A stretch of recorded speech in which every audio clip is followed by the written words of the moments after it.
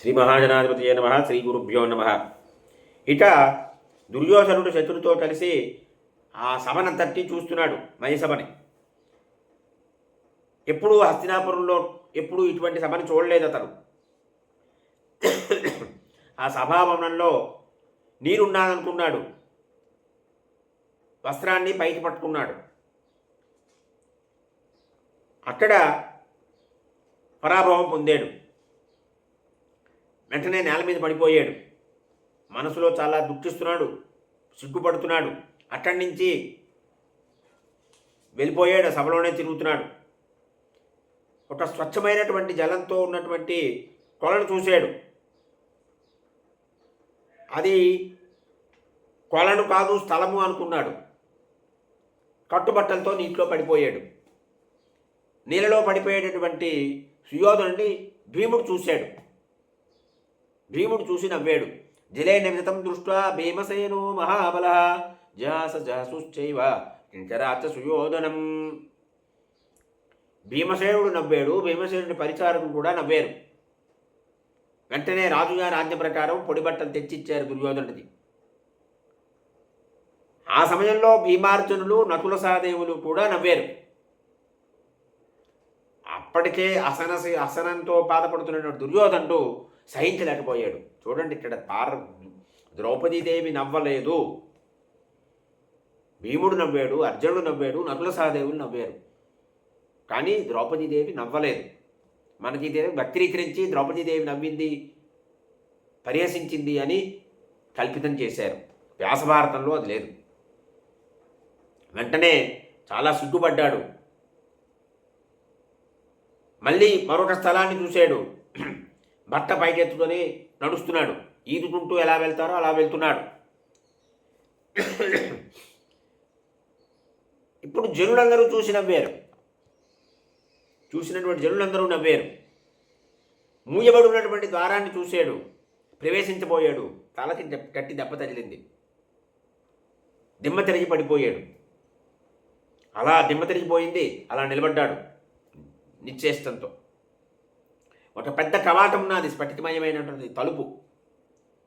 ఆ ద్వారాన్ని చూశాడు. మూసి ఉంది అనుకున్నాడు. రెండు చేతులతో శబ్దం చేస్తూ వెళ్ళబోయాడు. అది దాటుతూ పడిపోయాడు ముందుకి. మళ్ళీ ఒక వెడల్పైన ద్వారం దగ్గరకు వచ్చాడు. అక్కడ కూడా మళ్ళీ ద్వారం అనుకున్నాడు. మళ్ళీ వెనుతిరిగిపోయాడు. ఈ రకంగా అనేక రకాలైనటువంటి వంచనలన్నీ కూడా పొందాడు. అక్కడ అద్భుతమైనటువంటి సంపదను చూశాడు. మనసులో చాలా ఉద్వేగం ఉన్నది, అశాంతి ఉన్నది. హస్తినాపురానికి బయలుదేరాడు. పుతపుతలాడిపోతున్నాడు పాండవుల యొక్క సంపదని చూసి. పాపచింతన దారి తీసింది అది. నిర్మల హృదయులైనటువంటి పాండవుల్ని, వారికి వశంగా ఉన్నటువంటి రాజుల్ని, వారికి హితం కోరేటువంటి ఆబాల గోపాలంగా ఉన్నటువంటి సమస్త లోకాల్ని, మహాత్ములైనటువంటి పాండవుల యొక్క ఉత్కృష్టమైనటువంటి మహిమని చూసినటువంటి ధృతరాష్ట్ర కుమారుడైనటువంటి దుర్యోధనుడు వెలవెలపోయాడు, పాలిపోయాడు. అతడు ఒంటరిగా ధర్మరాజు యొక్క సాటి లేని ఆ సభా భవనం గురించి, సంపద గురించి ఆలోచిస్తున్నాడు.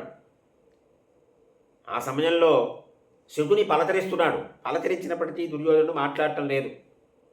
నాయనా దుర్యోధన, ఏమిటి నిట్టూర్పులు విడుస్తున్నావు, కారణం ఏమిటి అడిగాడు శకుని. అప్పుడు దుర్యోధనుడు చెప్పాడు, మామా, చాలా గొప్పవాడైనటువంటి అర్జునుడి యొక్క అస్త్రప్రతాపం వల్ల గెలిచినది కానీ, యుధిష్ఠిరుడి యొక్క వశమైనటువంటి భూమిని కానీ చూసి దేవతల్లో ఇంద్రుడు కూడా చెయ్యలేనటువంటి రీతిలో యజ్ఞం చేశారు వీరు. యుధిష్ఠిరుడు అసహనంతో నేను రాత్రి పగలు కూడా గ్రీష్మ ఋతువులో కొద్దిగా ఉన్నటువంటి నీరు ఆవిరైపోతే ఎలా ఉంటుందో అలాగే దహించుకుపోతున్నాను. కృష్ణుడి చేతిలో శిశుపాలుడు మరణించాడు. దానికి ఎవరూ ప్రతీకారం తీర్చుకోలేదు. పాండవుల నుంచి పుట్టినటువంటి అగ్ని అందరినీ దగ్ధం చేసింది. ఆ అగ్నిలో దగ్ధమైపోయినటువంటి రాజులందరూ కూడా అపరాధాన్ని క్షమించేశారు. ఇంత అన్యాయం జరిగింది, ఎవరు దాన్ని ఎందరూ ఎలా సహిస్తున్నారు అన్నాడు. వాసుదేవుడు ఇంతటి మహత్కార్యాన్ని చేశాడు. ఆ పాండుపుత్రుల యొక్క ప్రతాపం వల్ల ఇదంతా కూడా సిద్ధించింది. మరి పన్నులు చెల్లించేటువంటి వైశ్యుల్లాగా రాజులందరూ కూడా రత్నాలు తెచ్చి కుంతీపుత్రుడికి ఇచ్చారు. ఆ సంపదను చూసి అసూయపడ్డాను నేను. చెప్తున్నాడు దుర్యోధనుడు, స్వయంగా చెప్తున్నాడు. అమర్షప సమాపన్న దయ్యామి తతోచిత, దానితోటి దహించుకుపోతున్నాను నేను. ఈ రకంగా నిశ్చయించుకున్నాడు. అగ్నిచేత దహింపబడుతున్న వాళ్ళ ఉన్నాడు అని అంటున్నాడు. వన్నిమేవ ప్రవేక్ష్యామి భక్షయిష్యామి వా విషం అపోవాపి ప్రవేక్ష్యామి నైషచ్చామి జీవితం. అంటే పరాభవం పొందినటువంటి దుర్యోధనుడు ప్రతీకార వాంఛతో ఉన్నాడు. ఇది పరాభవ నామ సంవత్సరంలో ఏదైనా మనకి ఒక పరాభవం జరిగితే దాని నుంచి గుణపాఠం నేర్చుకోవాలి. అంతేని కానీ క్రోధాన్ని పెంచుకొని ప్రతీకార వాంఛతో ముందుకు వెళితే ఇలాగే నాశనం అవుతారు. అగ్నిలో ప్రవేశిస్తానన్నాడు, విషం తాగుతానంటాడు, నీటిలో మునిగిపోతానంటాడు, బతికుండలేనన్నాడు. ఎందువల్లంటే బలవంతుడైనటువంటి వాడెవడూ కూడా శత్రువులు వృద్ధి పొందుతూ ఉంటే తన హీన దశని చూసి లోకంలో సహించి ఉండలేడు. శత్రువులకు సంకరించినటువంటి సంపద సహిస్తున్నటువంటి నేను స్త్రీని కాను, పురుషుణ్ణి కాను అని అన్నాడు. ఈ భూమండలాధిపత్యమంతా కూడా వాళ్ళు కలిగి ఉండడము చూసినటువంటి నా వంటి వాడు ఎందుకు తప్పించడు. ఈ రాజ్యలక్ష్మిని తేవడానికి నేను ఒక్కటినే అసక్తుడ్డి, సహాయకులు ఎవరు నాకు కనబట్టం లేదు, కనుక నేను చావాలనుకుంటున్నాను అన్నాడు. ఈ యుధిష్ఠిరుడి వద్ద ఉన్నటువంటి అక్షయమైనటువంటి విశుద్ధమైనటువంటి సంపదను చూసి దైవమే గొప్పది, పురుష ప్రయత్నం నిరర్ధకము అని అనుకుంటున్నాను అన్నాడు. దైవమేవ పరం మన్యే పౌరుషం చ నిరర్ధకం. నేను పూర్వం యుధిష్ఠిరుడి నాశనం కోసం ప్రయత్నం చేశాను. అదంతా దాటుకొని యుధిష్ఠిరుడు నీటిలో తామర ఎలా వృద్ధి పొందుతుందో అలా వృద్ధి పొందాడు.